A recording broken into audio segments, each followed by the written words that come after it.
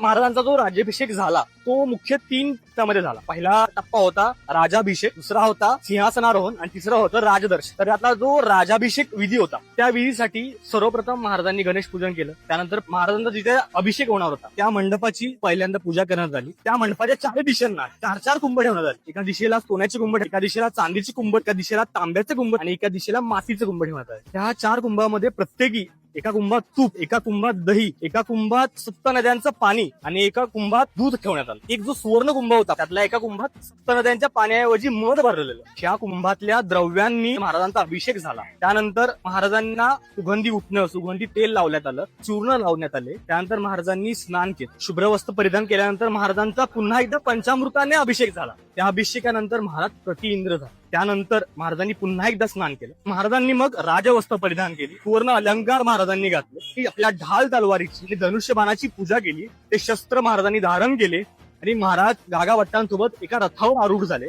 महाराजांनी रथयात्रा गाठली. रथयात्रेनंतर महाराज राजदरबारात आले. राजदरबारात आल्यावर महाराजांनी सुवर्ण सिंहासन पाहिलं आणि महाराज त्या सुवर्ण सिंहासनाकडे चालत निघाले. जे अवघी रयत ज्या क्षणाची वाट पाहत होती तो क्षण त्यावेळी आला होता. महाराज त्या सिंहासनाच्या जवळ आले. त्यावेळी गागाभट्ट आणि त्यांच्यासोबत ज्या इतर पुरोहित होते त्यांनी उच्च स्वरात आपले मंत्र म्हणण्याला सुरुवात केली आणि त्या वेदघोषामध्ये महाराज सिंहासनाला पदस्पर्श न करता सिंहासनावर बसले. ते ज्येष्ठ शुद्ध त्रयोदशी पुष्यकाली म्हणजे 6 जून 1674 साली महाराज सिंहासनाधीश्वर झाले. गागाभट्ट म्हणाले की राजे छत्रपती झाले. छत्रपती राजा शिवछत्रपती.